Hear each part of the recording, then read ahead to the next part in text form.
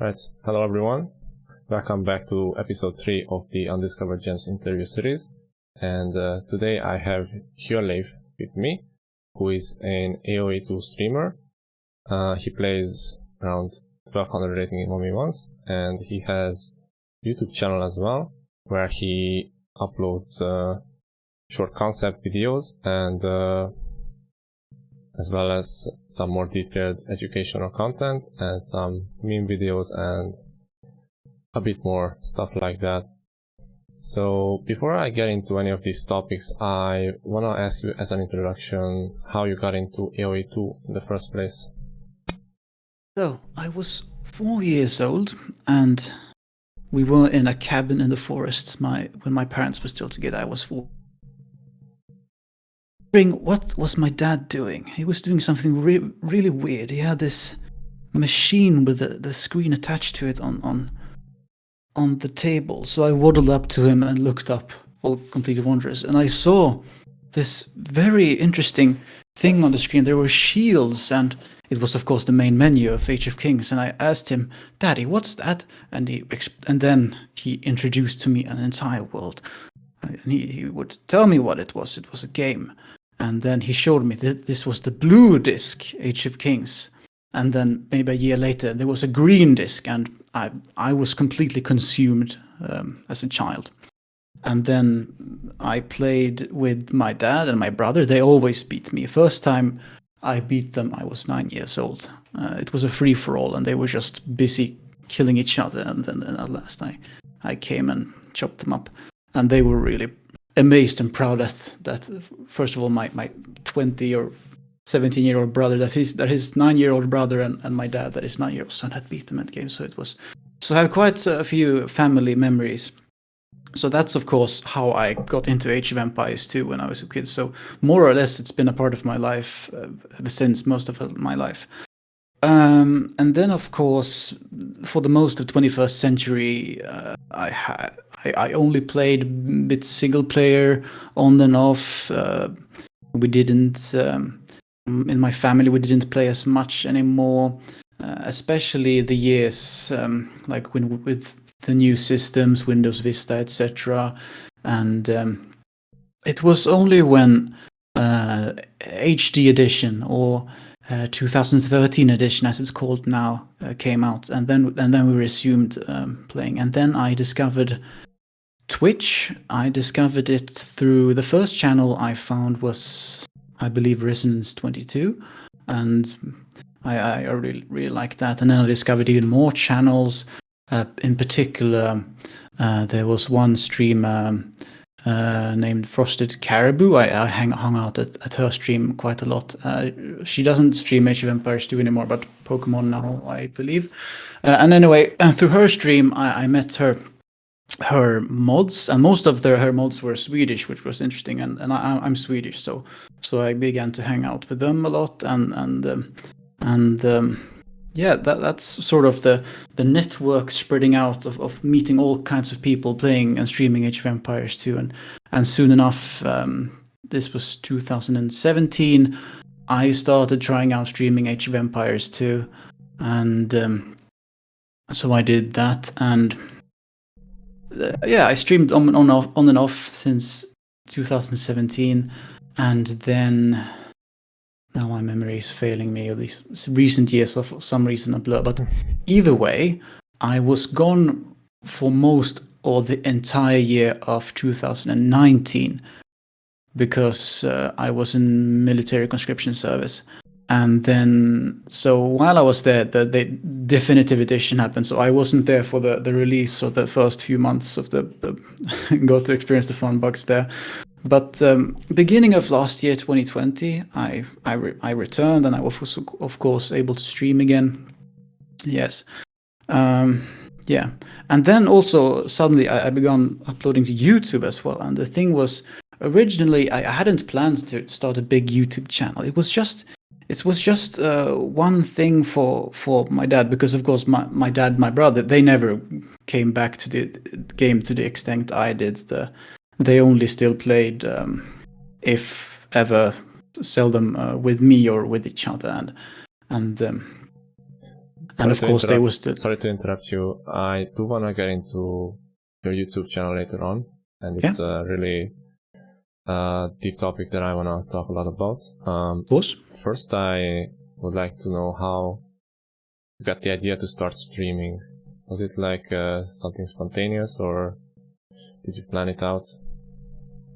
It was 2017. It was not planned. So we were a bunch of friends originally, all of us, especially a fellow called Alibody Cutiebutt. He's not active in the Age of Empires 2 community anymore, but he streams, and he's my most active mod and my longest supporter and viewer since I began my stream in my stream.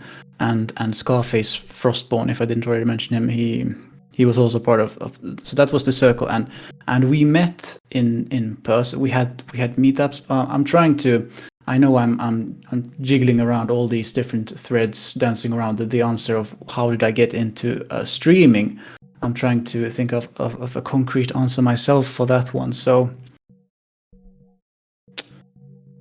well, it's quite a cliche, dull answer to say it just happened, but well, I got it. I suppose it occurred one day suddenly.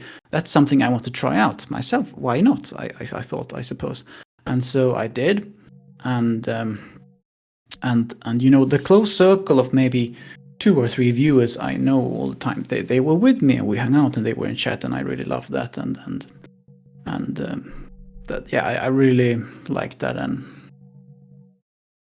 since I liked it, I kept doing it, and I suppose that's the answer to the question of how I got into streaming. So I didn't plan it out to any big extent or something like that. Right. I think actually a lot of people started out like that, me as well. Like I just started doing it. I didn't start streaming with age. I actually started with Heroes of Might and Magic 3 back in the day. It was like, I don't know how many years ago. So for me it was kind of similar. Just why not, I guess. So if I understand correctly, you also played on HD, right? Not anymore. But in the past. In the past, the last time I played HD was last year when DE was so hopelessly broken, and every time I tried to play on Definitive Edition, my user interface froze. Everything froze. Like, I have some half popular, half controversial video about me completely just ranting about it for 20 minutes. Right. And so, since DE was so broken, I went on to play some fun scenarios on HD instead. But that was the last time, and that was 1 year ago. So no, not right now, not anymore at all. I play HD. Although I had one person asking me if I wanted to coach them. I said sure, and they only had HD. So with him, I've been doing the HD because of course, if HD is where you want to play, then that's where you want to play. And I had the HD, so I had no problem to heading over there and playing with him there. So that's actually the one recent point where I've been HD. Otherwise, I don't play on HD now. Right. So I might have missed it, you probably mentioned it, but when did you start playing against other people, other than your family, of course? Actually, I discovered online multiplayer as in playing with other human beings who are not real-life friends or family in 2008. And believe it or not, it was not Age of Empires 2, it was Age of Empires 3. So I actually played 2008, 2009, well, maybe 2-3 years. I was actually playing competitively or amateur competitively on Age of Empires 3, and I really enjoyed that. And then Age of Empires 2. I was never on Woobly. It wasn't until after HD Edition and first HD Edition. It was with my family, but then also so many years ago. It's hard to pinpoint when the last, but for sure when I, as in general, discovered online multiplayer was with Age of Empires 3 in 2008. But then I suppose gradually after HD edition released in 2013, I began to play against other people in the lobbies there. I would just open up a lobby named 1v1 all welcome, and then whoever came in I played with. Yes. All right, cool. Since the came out, it's I think lobbies kind of suffered with the matchmaking. I don't think it's a bad thing to have matchmaking. Obviously, it's great, but for more casual-oriented players, it might be more difficult to find a game where they don't have to try hard. How do you see this? What's your opinion about it?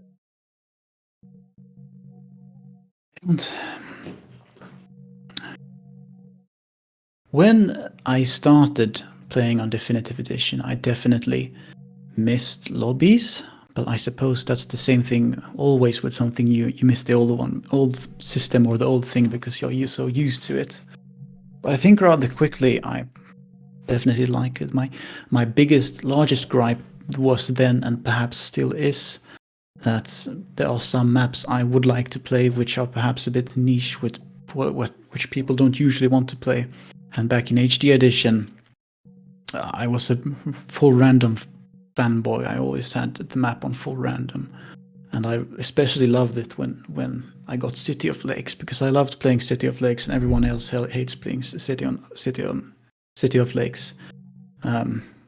So far, as to my knowledge, City of Lakes has never been on the Definitive Edition ranked map pool, to my sorrow. So that's one gripe, but otherwise I don't mind at all. I actually quite I enjoy it. So yes, I suppose that's my take in a nutshell about the multiplayer. All right, cool.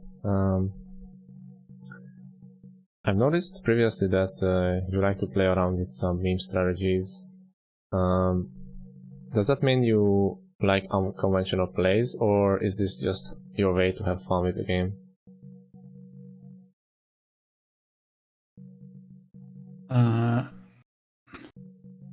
So could you repeat? So it's either a way to have fun with the game, or that I enjoy unconventional strategies. You said yes. I suppose both.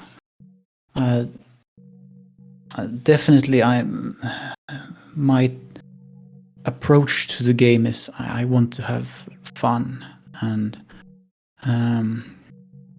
of course sometimes I can slide into a more competitive mindset where it's no longer about having fun and I want to win, and if I don't win I'm upset. So even if retrospectively I could think, no, I'm not like that, I just want to have fun, but whether I want to or not, sometimes I slide into that mindset, and that's like in the middle of the game. And I think also that's a reason I try to not, like, I don't play Age of Empires 2 every day. I think I more or less only play it when I'm streaming, and sometimes I also play it off, but I don't play it every day because I have a feeling and a fear. I'm pretty sure that if I started playing every day, I would pour quite a lot of time into it, and of how I annoy myself with my time management. I don't think I would be able to healthily handle that. But so my idea of how I try to enjoy the game and have fun with the game is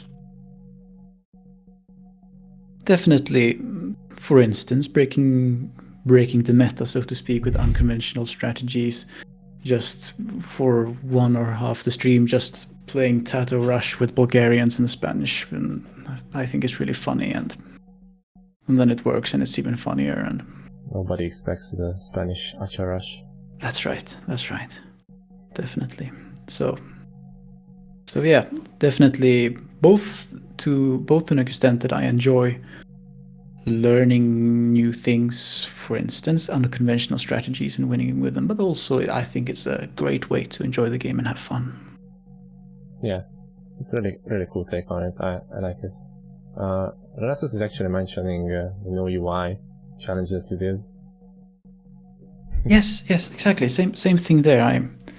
And there I have committed the sin of smurfing Paps because I created a second account because I didn't want to do that on my main account because I thought that would be a rational excuse if I actually disabled the UI and all my opponents will have UI. So there I actually have a second account which I just named Blind Hjörleif, and that one I never play with UI, but I think that's really fun and there are some fun quirks that you might think possibly you would be able to do everything you usually could, even though you can't see it, but that's not the case. For instance, you can't unqueue. There is no hotkey for unqueuing. So if you queued up an expensive tech, if you're determined enough, you just have to delete the building. So Right. it's definitely another thing which I really think makes the game a lot more fun. Yeah. Very nice. So do you follow the competitive scene much? Like, I know we are bombarded with a lot of tournaments, and even as an avid watcher myself, I can't get myself to watch every game of every tournament. It's just so much. So what tournaments do you follow recently? Like, let's say last year. I watched with a fervor Hidden Cup 4. I've been a huge fan of T90's Hidden Cup concept ever since the first one. I think I began really following those in 2016, and I remember these tournaments on Voobly where they were. I can't remember the names. I specifically didn't remember. I think it was a 2 versus 2 tournament, and it was on islands, and it was this insane longboat micro, and I was glued to the screen. I've never been invested into watching something so much. It's like no feature film has ever gotten that excitement from me, and I absolutely love it. But just like you say, nowadays I don't at all follow that many. So I watched Hidden Cup 4. I follow Red Bull Wooloo, not all of it, but I usually at least watch the grand finals, and but I have to admit I'm not at all a big fan of Empire Wars this mode. I wish they would just, to be honest, ditch it and do a traditional good old random map, because I really like Dark Age. Maybe some people don't enjoy it, but I enjoy watching Dark Age as well. Fun things can happen in Dark Age as well. Yeah, I'm also on the similar opinion. I don't think removing the Dark Age is a good idea, because so many openings get lost this way, and to me actually Empire Wars is more boring than regular RM, because you usually see the same openings over and over. Yeah, of course definitely, Dark Age is slower than the others, but even from a more casual standpoint, just watching your empire grow from nothing is something that makes AoE2 unique in my eyes. Definitely. So yeah, I can definitely see an argument against against Empire Wars, but obviously different preferences and all. Alright, are there some things that you would specifically change about DE? I want a local area network, a real LAN, like if you're out in the middle of a forest, if you're out in your cabin in the woods, and you have your son or your daughter or your brother with you, and you want to play a few games of Age of Empires 2, and you had your laptops with you. Of course, you don't have any internet or router, and there's no cell reception. And then you boot up Age of Empires 2 Definitive Edition, and there is a local LAN server option. But the thing it's in the multiplayer section, and the multiplayer section, whether it's the shield in the old menu or however it looks like in the new menu, it's grayed out and you can't even click it. So you need internet for the LAN server now, and I think you should be able to play LAN without internet. So that's one thing I really want. And the other thing, which I maybe feel even more strongly about, is I want to be able to turn off the chat filter. It's possible, like it's a thing in Age of Empires 3, at least the 2007 edition. It's a thing in Age of Mythology. I don't understand why it's not a thing in Age of Empires 2 Definitive Edition. Yeah. So those are two things that immediately come to my mind. And I also want City of Lakes in the ranked map pool. It's been in the voting, but not enough people voted for it. So I guess I have to start a campaign to get people to feel the love of the City of Lakes and start voting for it the next time. I don't think it's that likely, but that would be nice too. Yeah. So Right. there are a few things about the DE I would like changed, and also of course maybe goes without saying like that they fix things which don't work, like the lobby. It feels so hopeless when I play with my family, and even just finding your brother's lobby, you have the exact name, and no matter what you search, the player name, the lobby name, you know it's public, or you should be able to see it, but whatever you type into that search engine, you're not like. Oops, I think we lost him. What happened there?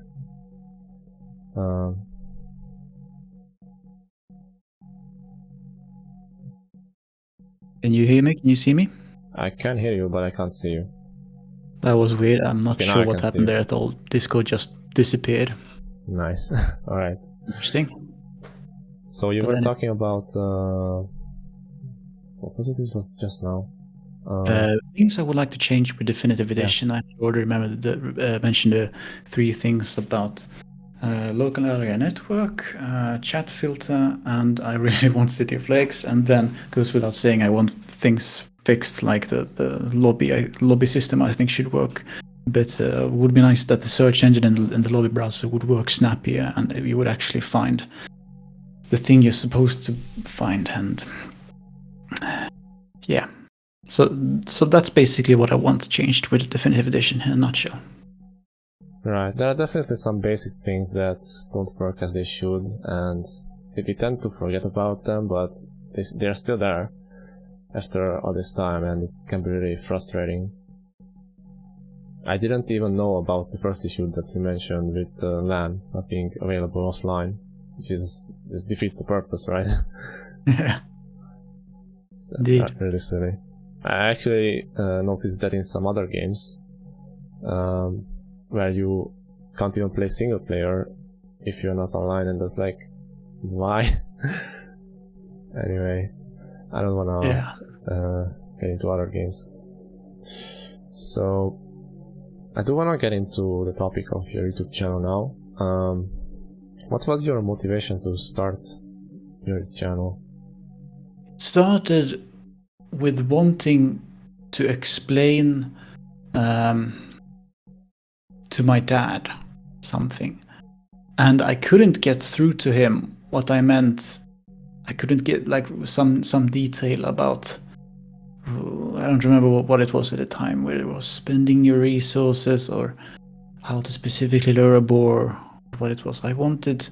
So then I thought, well, I could make a video showing as detailed and easily understandable as possible, because of course there were already on YouTube plenty of videos, but they were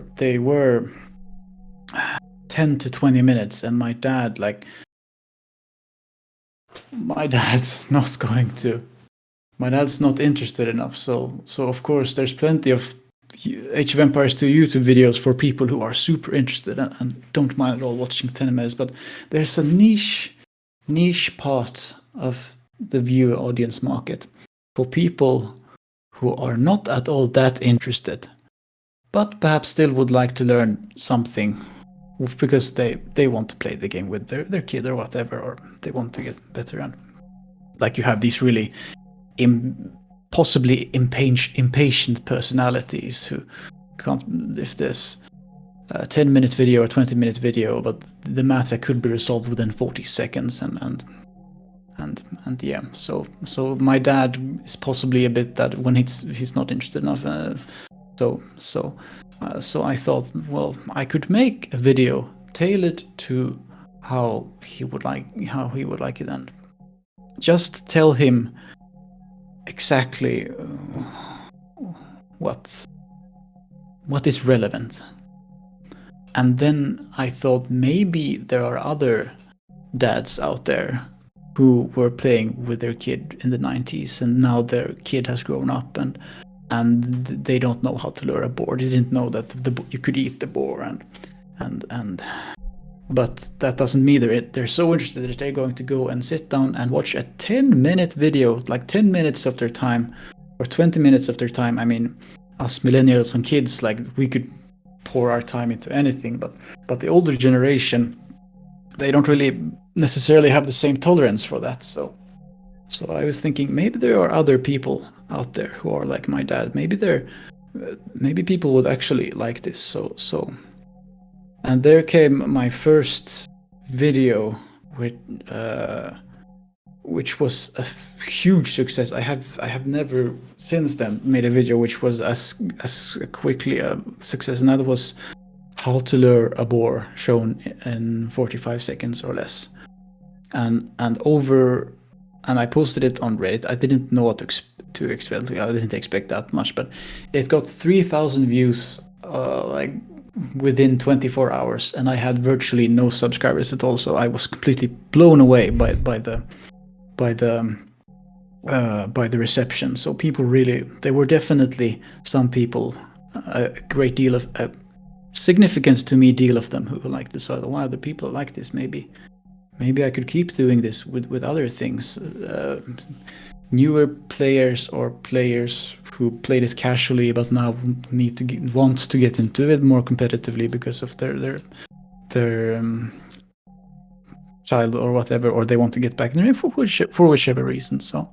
So then I started making. I think the next video was how to push a deer, and it was almost just as big a success. So then I just keep going, and at that time I just asked what would you like a video on. So I asked it on Reddit and YouTube comments, and there were plenty of someone wanted to know how to scout with a sheep. I made a video about that length showing how to scout with sheep. Someone wanted to know how to not lose your scout to the town center. I broke down the keystones of not losing your scout to your town center. Someone wanted to know how does the mangonel work. I made a video about the mangonel, and at least half my videos were me simply trying to do a video of someone wanting a video on that. And it's evolved from there. Yeah, so that was the beginnings of my YouTube channel. That's awesome. I also agree that shorter content can be really good if you don't have that much time, just because there are so many videos to watch. Even if you do have time, you don't necessarily want to commit that much, like 20 minutes to watch one video, and it might not even be good or anything. So definitely I see your point there, and I think both have their place on YouTube, at least from my perspective. Yeah. Obviously the longer videos are more detailed, and you can find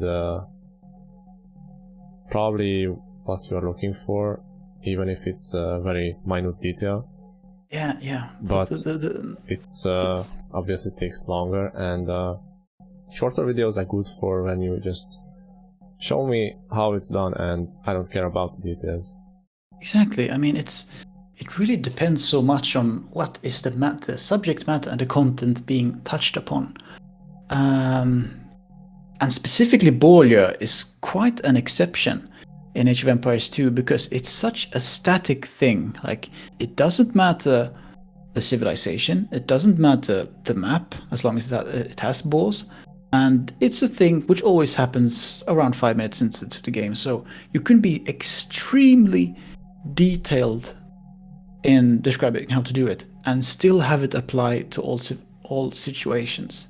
So it's an exceptional matter where you really can, without punishment, make it really short explanation. And if you make... And the case with the videos, there's a boar video, I think at least, which is 20 minutes. And what makes it 20 minutes? Well, they explain why do you need to take the boar.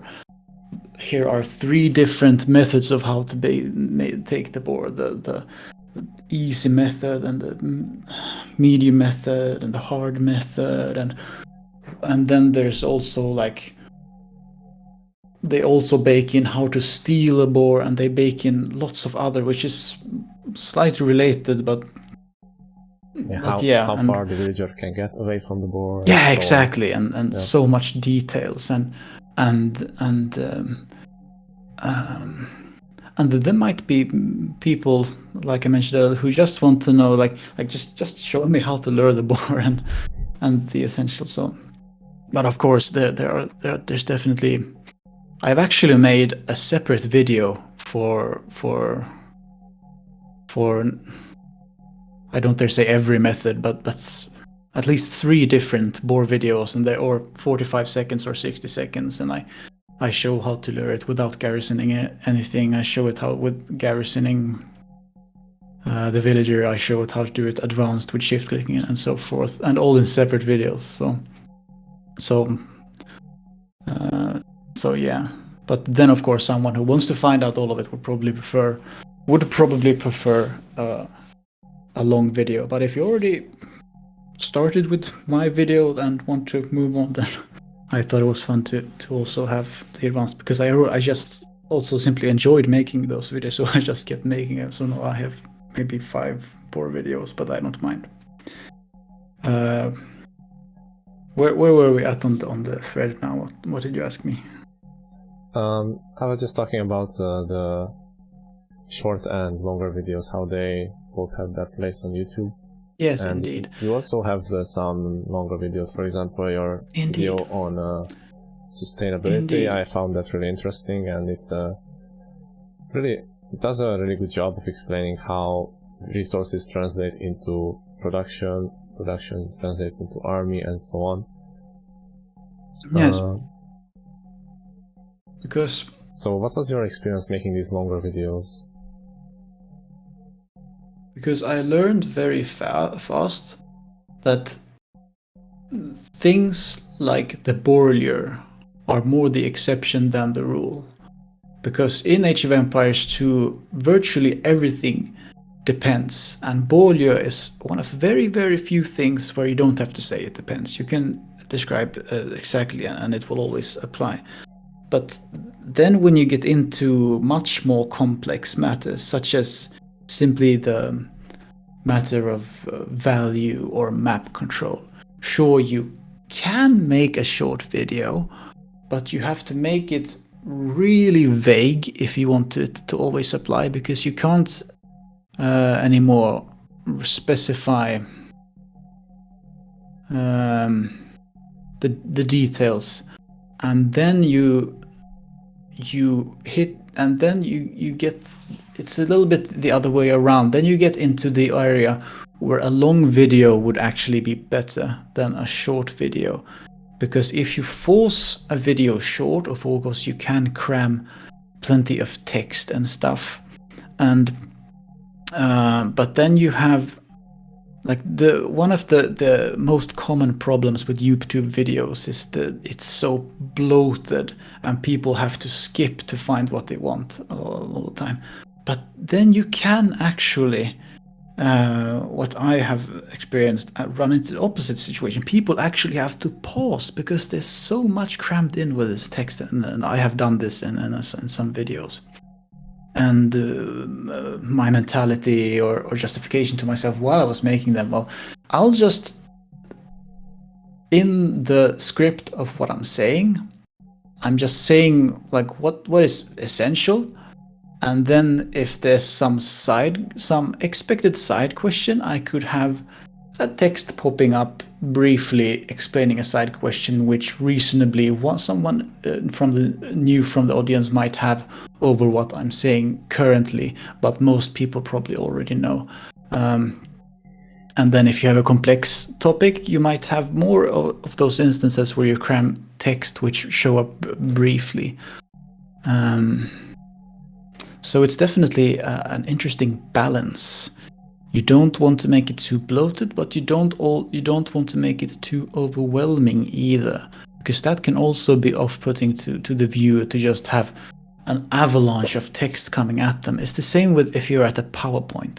A good PowerPoint presentation only has maximum 5 bullet points per slide, and preferably maximum 5 words per bullet point. And very importantly to me, you show the bullet points one at a time as you speak them, because if you show a whole friggin' page of text while you're talking and you pop up that slide full of text, people are going to stop listening to what you're saying, and they're just going to start reading by themselves, and they're going to completely lose track of what you're saying. So that's a similar problem to very crammed short videos. So it's definitely an interesting balance to try and achieve when making short videos on perhaps complex topics. And I found one, and I came up with one possible solution to try out, which was make a short video on a complex topic and then also make a long video. So that there's a little bit of a line on the question on how did I come into long videos. But the first long video I made, I think, is actually a bit unrelated to that issue, at least when I was making. And the first long video, long in my context, 4 minutes, was the how to improve video. Right. And now I have to dig my memory a bit to what made me make that video. Oh yes, I wanted. So I had a little taste of this YouTube success, and I was hungry for more, expectedly. So I was thinking, what would people want? What would people really like? And what is the most probably common expected question someone has for when playing Age of Empires 2? Well, of course, it's how to improve on Age of Empires 2. So then I thought, okay, so I have to offer. And this is a good question for when you're making anything, is what are you offering which other people don't offer already? So I began by checking out what is out there already on YouTube for how to improve. And there, of course, it's learn a build order and so forth.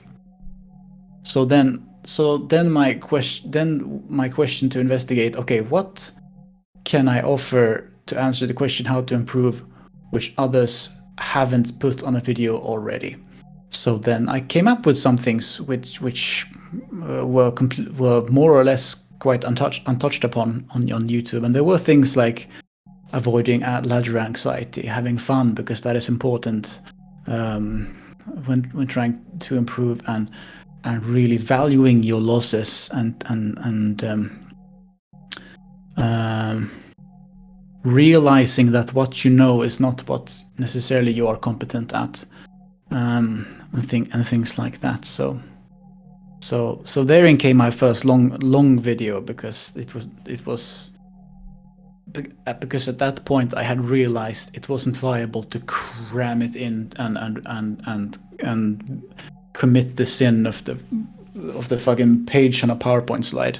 So that's how the first long video came out. And then I wanted to tackle macro, and then first of all I was unsure what exactly is macro. We all know what micro is, but macro. So then I started with Oxford English Dictionary. I searched macro. It's Greek for something big, okay, but what it's in a dictionary is one thing, and what in general in the Age of Empires 2 community we think it is another. So then I looked to what do other content creators.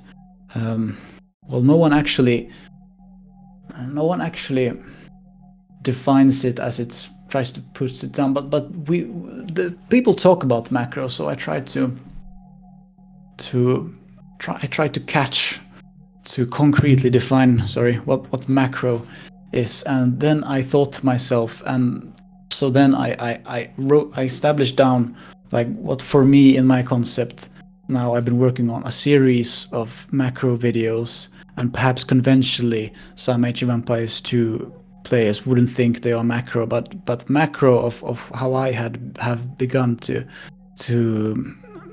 think about it is basically everything which isn't micro, because I just went from the concrete thing I could, which was the the Greek word macro, which is for big. So the big things in the game, the big abstract things, which to me was, for instance, value, idle time, map control. So some of these things are some. So I just wrote a list of terms I could break down macro into, and then I could explain and talk about the keystones of macro, and those I had defined into, for instance, map control, sustainability, value, and then I still want to, because there's one I wrote down as decision making, and that's a video I haven't done yet, but there was so there's a series of keystones of macro. I want to do a video on each, and when I started, I tried to do short videos, and then I realized, of course, it's a bit this trouble with short videos, and even then, like, I think the idle time is 90 seconds, and then it's beginning to be a little long, so you might as well go for something long. So then I also started planning that I would make one short video and one long video for these six parts of what I defined would be macro in an Age of Empires 2 game. And then I could, when I had made all 6 themes in short videos and long videos, I could have one rounding up macro video, breaking down macro into these parts, and then also very conveniently being able to refer to my previous videos for more details about the parts. So that has been my bit of my roadmap plan for future videos for a while. Yeah, so that's probably a good insight into how I've begun to make some longer videos. Awesome. I think you have a playlist on YouTube titled Nonsense and Humor or something like that. I'd like to show one of these clips on stream with your permission. I found it. Of course. Alright, just need one sec to set up the source, because OBS is acting up for me.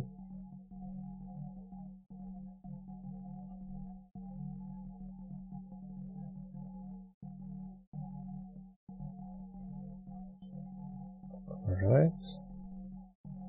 I think we're good to go.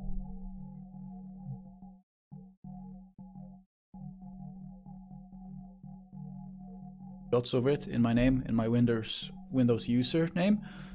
And yes! Let's go! No, I'm pumped. Let's do this. Lands. And let's just hope we get the... No! I love that one. It's yeah.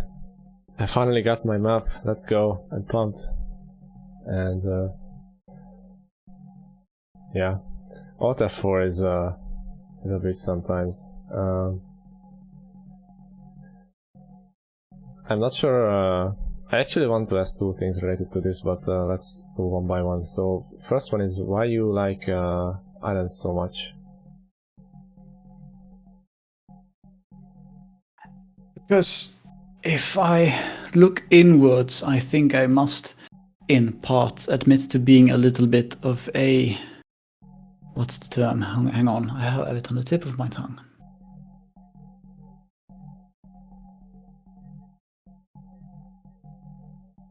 There's a term which describes it perfectly, but for some reason I just now forgot. A person who compulsively embraces what is unpopular. And there's a good term for a person who does that, but I don't remember at the moment. And I'm not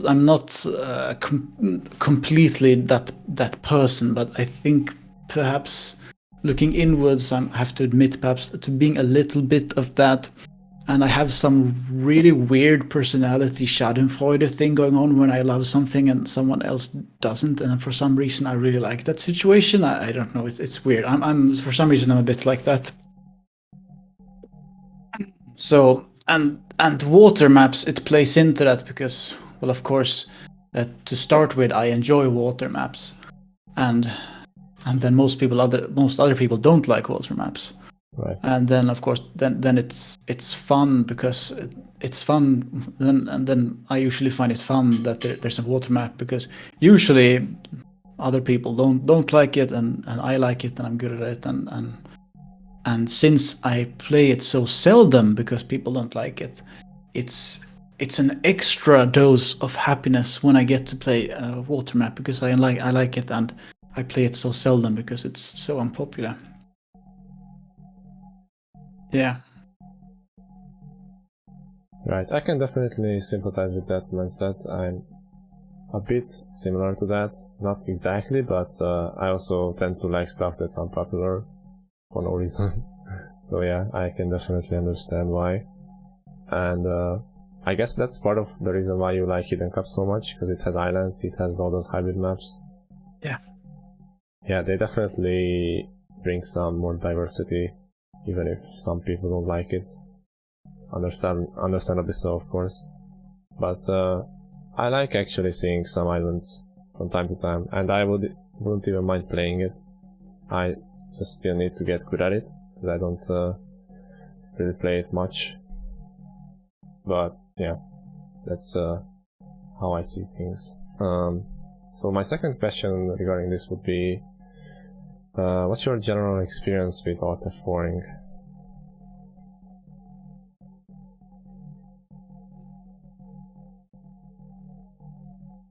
Since I've played, like, compared to most other weathered Age of Empires 2 players, for instance, content creators like yourself who have thousands of games on record. I don't even have 200 games on my record, because I don't play every day, and I more or less only play when I stream. Right. So, and I haven't run into it often, but I have run into it, of course, for instance, in the videos you saw when this is an unpopular map. And then I think also probably one time I think I did it myself one time. But I don't have a habit of doing it myself. So it sounds like you don't encounter it that much. No, I haven't, but that's probably more because I don't at all play as much as other people do. Yeah. And also probably you don't even get to queue for islands anyway, like it's already just a few games when you get to play it, and then some people even quit. Yeah, it's one time it was in the map pool, and I never had it banned. I always had it favorited, and people didn't alter for, but still for every single game during that period, I did not get to play islands when it wasn't in the pool. Like was a bit of a bummer. So, and that's another factor into why I get so happy when I get to play islands, because it's so seldom. Yeah. And it makes it more special, I guess. Indeed, it's a treat. Yeah. It's how I've been with Arena for a while in the past. Nowadays it's not so much, but I used to find it hard to play other maps than Arabia. It's definitely I mean, it's not a problem that people like a certain map, obviously, but I'm a person of variety. I like to play different things. Just playing the same map over and over gets boring for me, even if it's my favorite ones. Not sure how you are with that. I guess since you like unpopular stuff, I guess that can change as well. Like sometimes when I'm trying a specific strategy out, I might, for those games, always go for Arabia, because it works well on Arabia, because Arabia is such a base standard, because most land stuff, of course, works there. But usually I think when I stream and I play in my good old full random tradition, I always ban the map I played the previous match. So I for the most part I ban Arabia, unless it's the game I play Arabia, because if I don't have Arabia banned, nothing else matters, and I will get Arabia because that's the map being played in general by players. Right. Exactly. That's been my experience too. Most of the time, at least. There's another video on this playlist titled AOE2D is broken. Now, if I remember correctly, this video's title was not the current one. It had something else, like 31 second scout rush or something it was. Yeah. What was the reason that you changed the title of this one?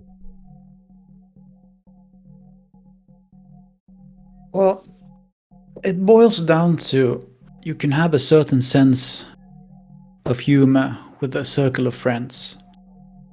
But once you delve outside of that circle, there are some key parameters to the basis of the joke which people simply cannot get anymore because they're not into it or part of it, so to speak.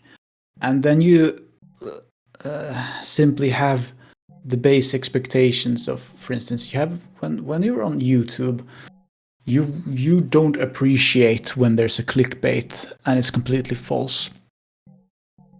And of course, the inside circle was that's sort of that's part of the joke. But if you don't know me, you have no idea who I am and so forth, and you might not appreciate that.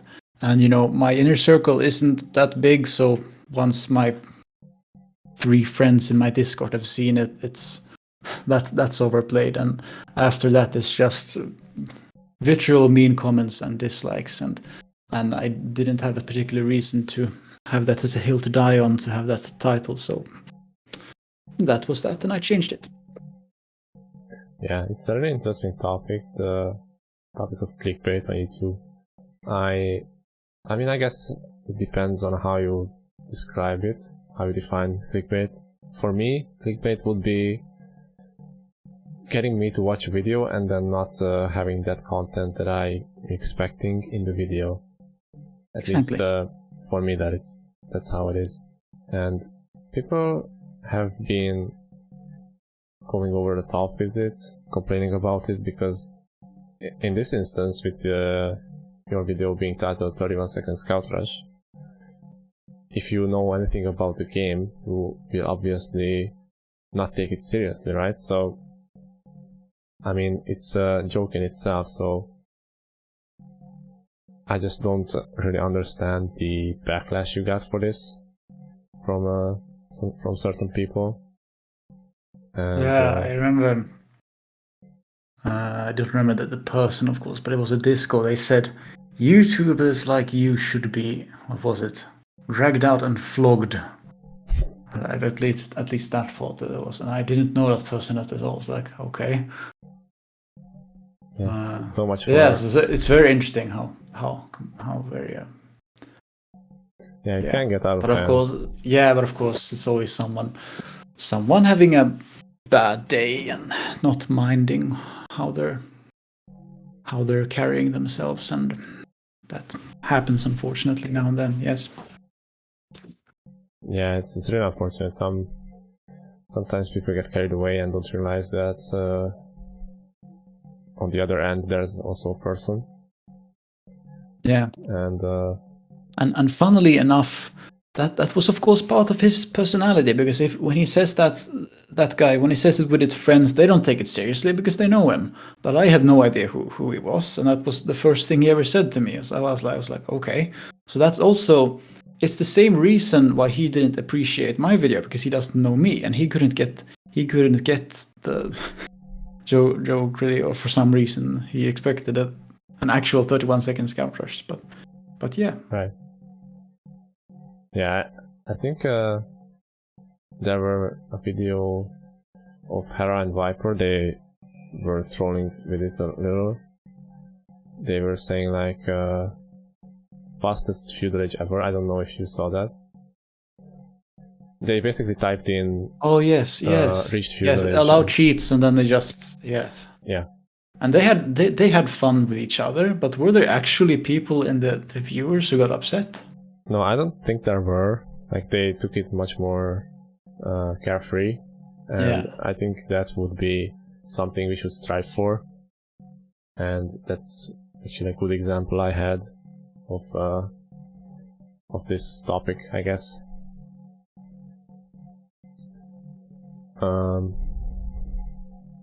So I also saw that you casted some games before. Fortunately I missed like every single one of them because there's not that many, if I recall. Is this something that you might do more of in the future? Oh, definitely.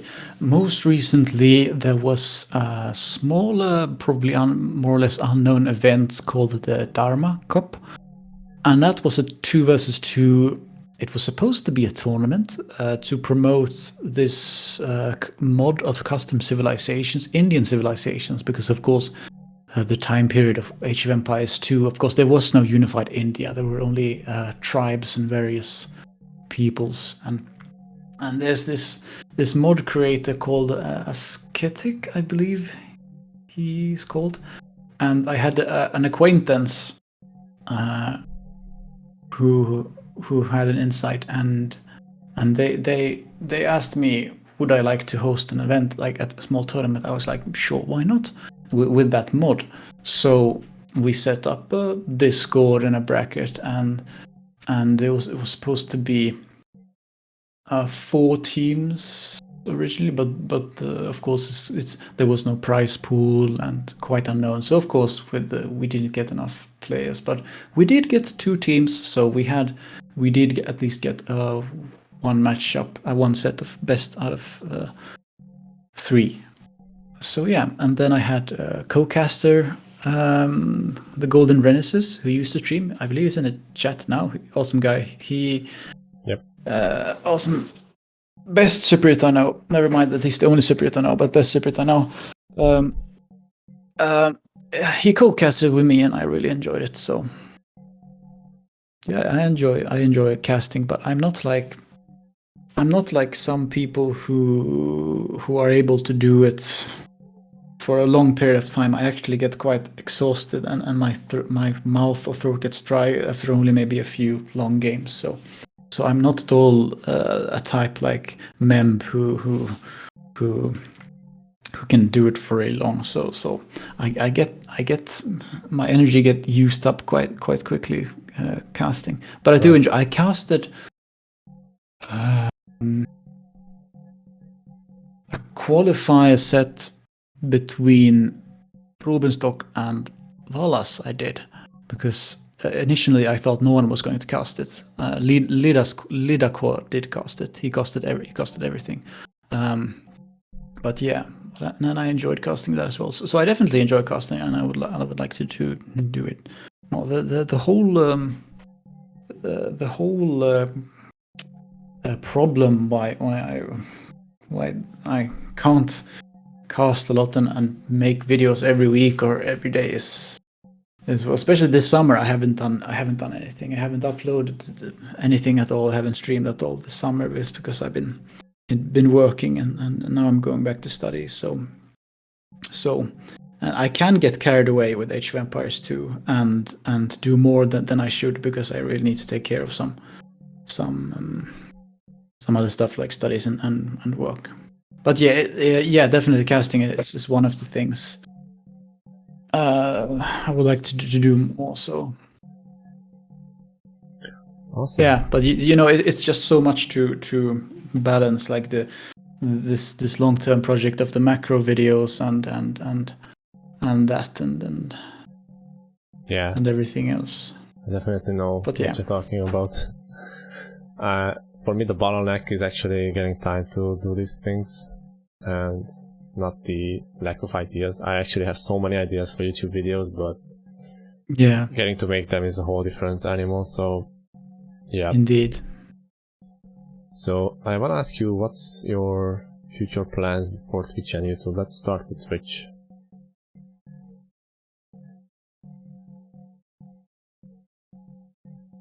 Twitch currently has no specific plans other than I want to get back to streaming regularly during 2020 and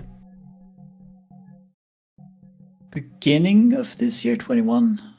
At least some period of several months in these past 2 years, I was able to stream consistently every single week, Saturday evenings.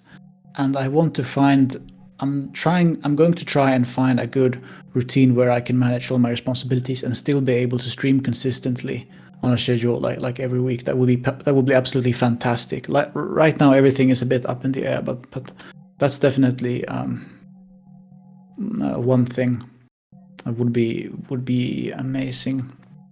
Yeah, and then I've had, and now and then ideas pop up on how to change some stream things like overlays and so forth, and I do it now and then. But yeah, other than getting back to be able to actually put some streams up, there are currently no much plans. I did a 12-hour stream as a follower goal. That was fun, but that's gonna be a bit on ice. There's not going to be much specific up on Twitch other than hopefully more streams. Right. And what about YouTube? Do you plan on keeping the current balance of content, I guess? Yes. One thing I've started doing today with YouTube, so since I've begun YouTube, well, I had already on that YouTube channel when I started putting up Age of Empires 2 stuff on, I had stuff from 10 years ago. It was, whether it was Call of Duty videos or Skyrim videos or some really dumb low effort videos, and those I tucked away quite quickly because they were quite irrelevant and incongruent to the new image of the channel I put up. And to an extent, I have still been suffering a bit from that because I am nowhere near like a decent level player. I'm not even 1200 at the moment. So my gameplay, my POV gameplay isn't at all as unique as perhaps some highly edited, high effort content. But I've still been uploading some, for instance, React games I've played, and some of this humor stuff and meme stuff. But today, but how I've been handling that part of, or perhaps a majority of my audience wouldn't enjoy the low effort content is I have for some time unticked the box where when you upload a video that it goes to subscriber boxes, subscriber notifications. And that one I have only had that box ticked for the high effort edited content, whether it's a tutorial or educational or discussion piece.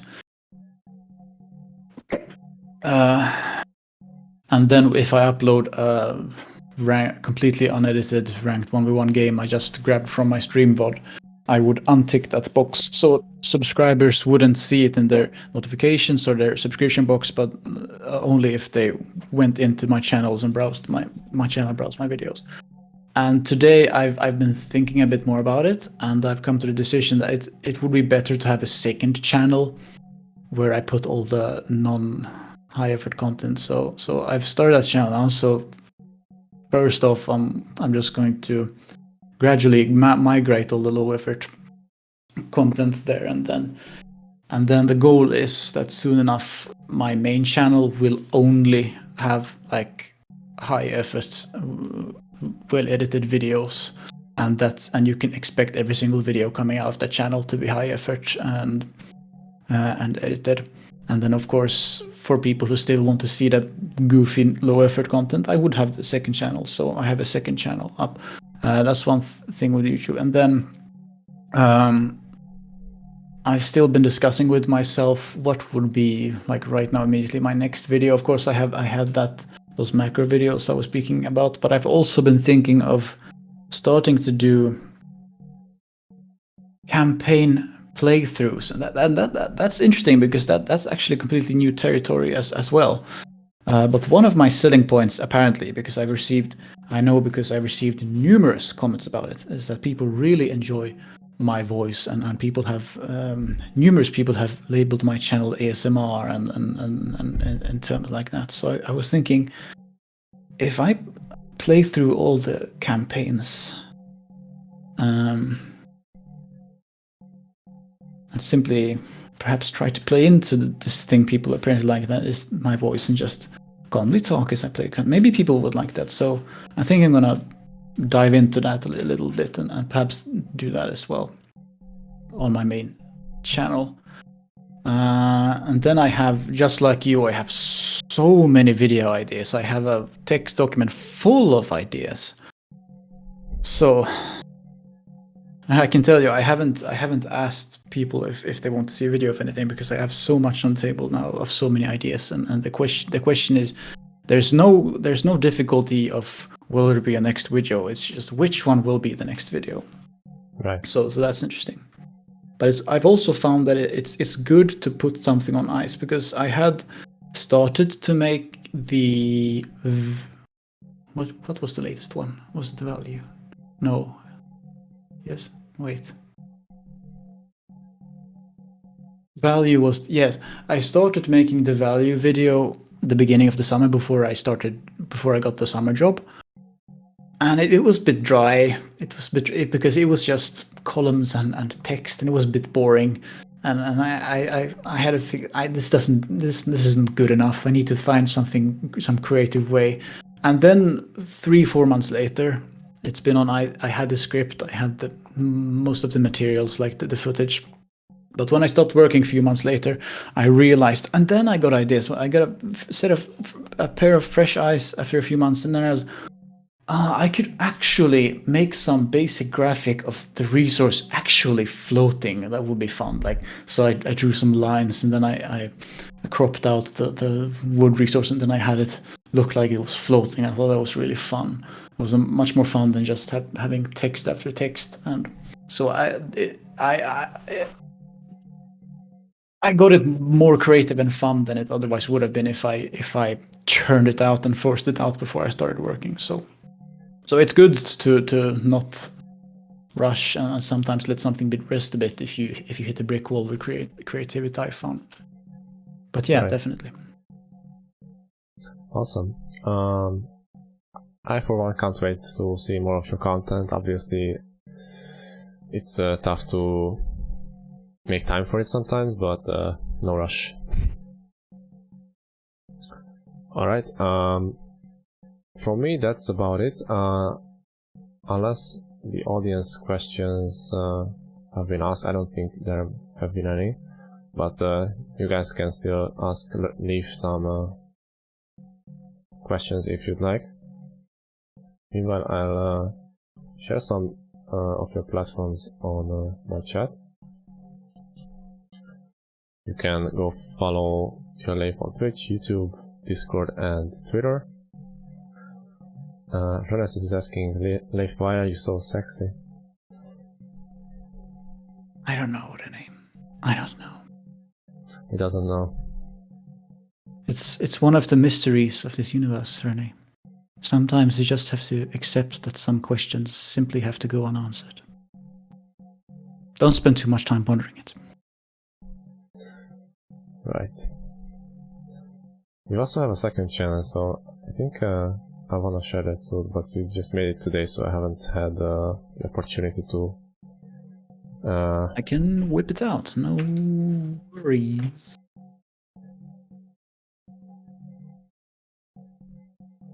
So, my second channel...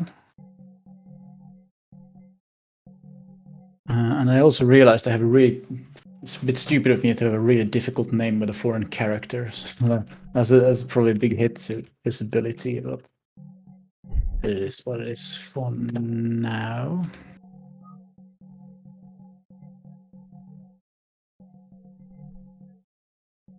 Hold on.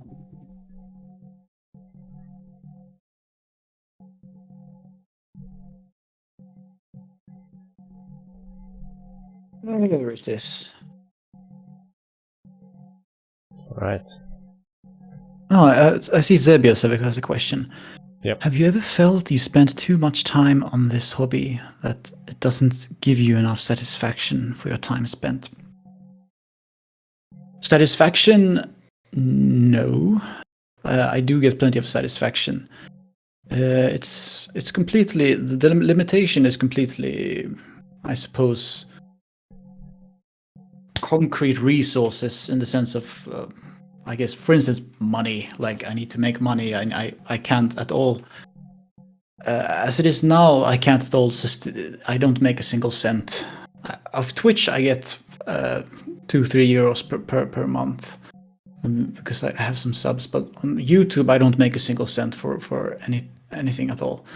So for that reason, it's not at all sustainable as a part-time job or anything. But later down the road, maybe I could open something when it would be a viable a position to do it. I've been really observing with interest other channels emerging. I was really happy to see T West channels, and I've been taking notes. So it's fun.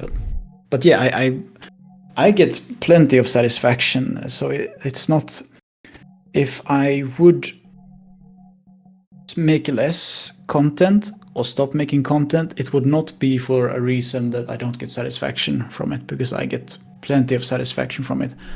I love receiving response from the content I make, and I love the process of making content itself. I also love. It's really fun, and I get great satisfaction from it. But it's the other needs of life bursting in and grabbing me, pulling me elsewhere, because I need to study and I need to work and so forth. You know what it is, yes.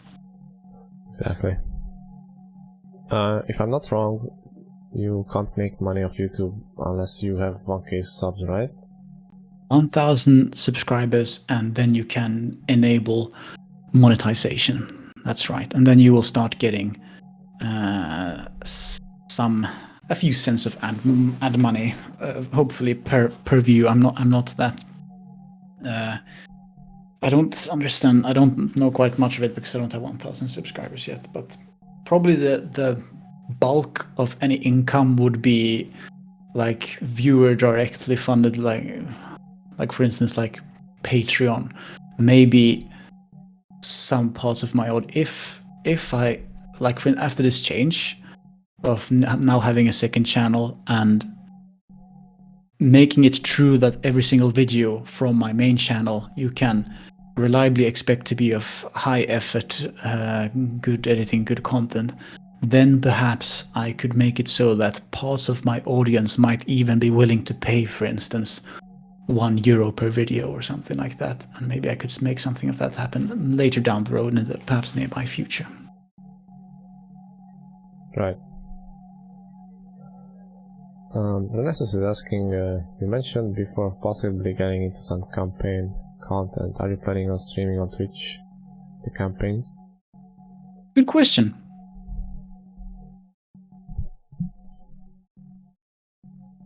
I don't see why not. I mean, I could also just do it. I could also just do it offline, but I don't see why not. On the other hand, I've actually, this is also another thing I haven't mentioned yet. I do have my monitor. I had a third monitor which was 10 years old and broke down, and then I found a new monitor quite cheap, and it's a 4K monitor. So I've actually been thinking, should I make some video, start trying to make some videos in 4K? That would be fun. And then I was thinking, maybe for my campaign videos I would disable all the mods and have it with big trees and in 4K, but that would work if I would be streaming. But I don't think people really care if it's. I mean, the most noticeable thing with 4K is you're much more zoomed out, and you can't zoom much in other than the where it's locked at. So, and other than that, I don't think people will probably care about where it's 1080p or 4K.